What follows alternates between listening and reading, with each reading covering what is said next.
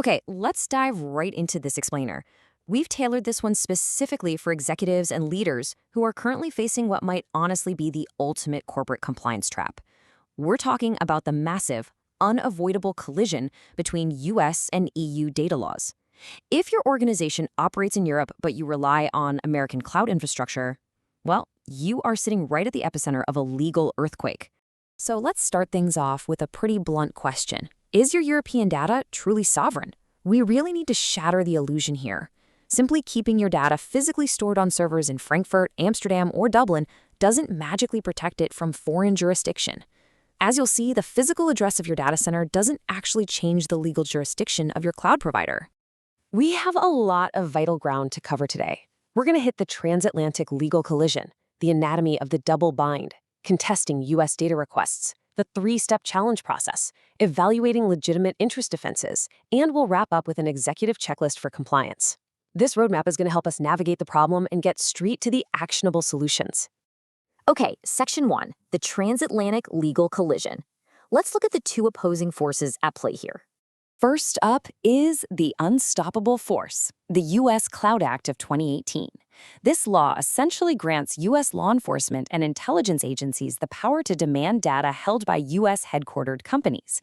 And the absolutely crucial point here is that jurisdiction follows the provider.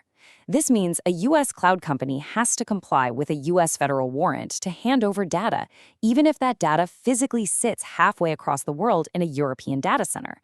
Under this law, storage location is completely irrelevant.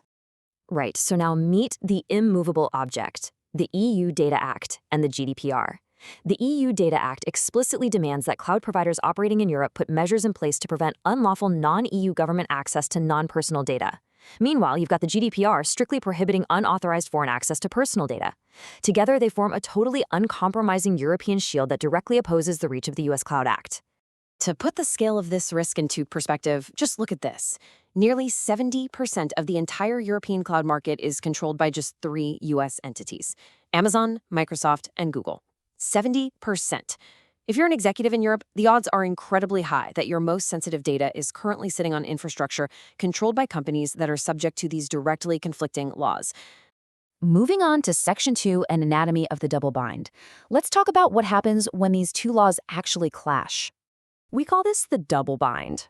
Imagine your U.S. cloud provider gets a valid Cloud Act demand for your EU data.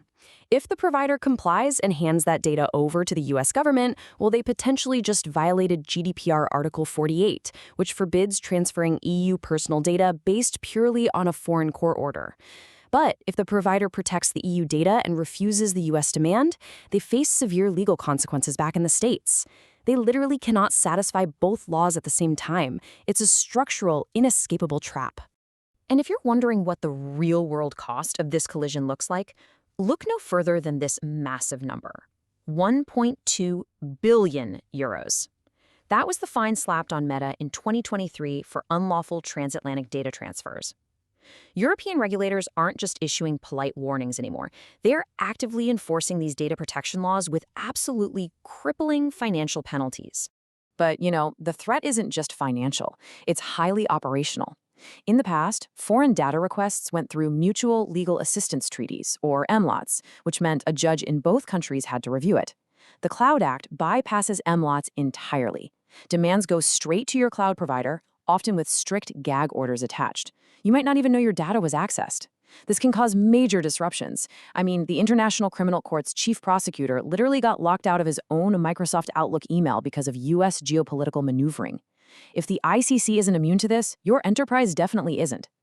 So, Section 3, contesting U.S. data requests. What happens when a warrant actually shows up? The standard legal defense is for the provider to file a motion to quash in a U.S. court.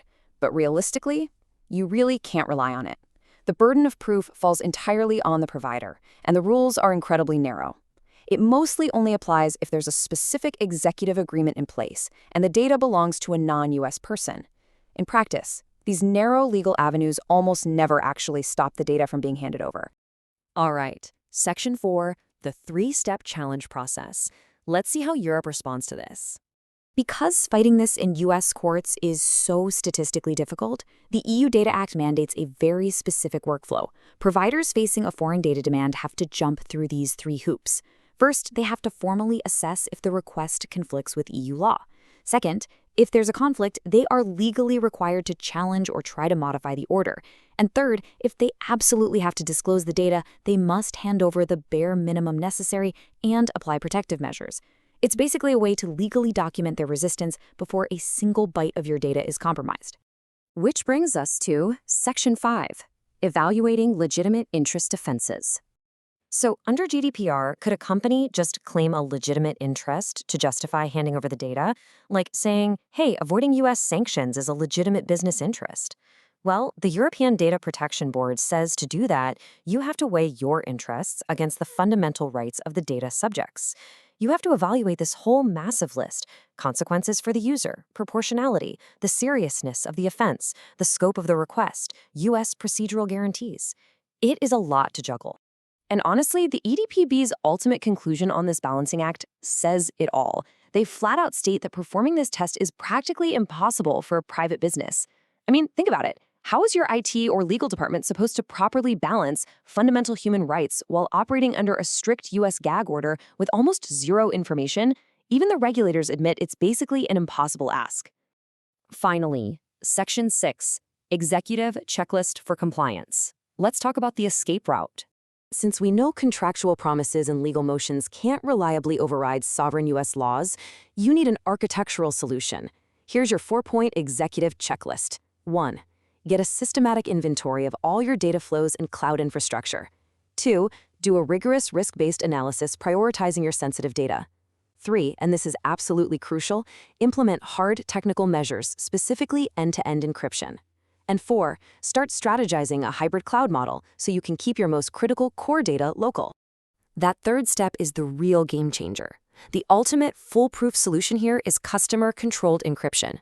If you, the customer, hold the encryption keys completely outside of the U.S. cloud provider's infrastructure, you make it technically impossible for the provider to comply with a U.S. decryption demand. If they get a warrant, all they can hand over is useless, scrambled ciphertext. This is literally the only way to satisfy the technical impossibility standard of the U.S. Cloud Act while perfectly satisfying the EU Data Act's rules against foreign access. The legal landscape is getting more aggressive by the day, and as we saw, the fines are astronomical. So, as we wrap up this explainer and you go back to evaluate your own organization's cloud setup, I want to leave you with one absolutely critical question to ponder.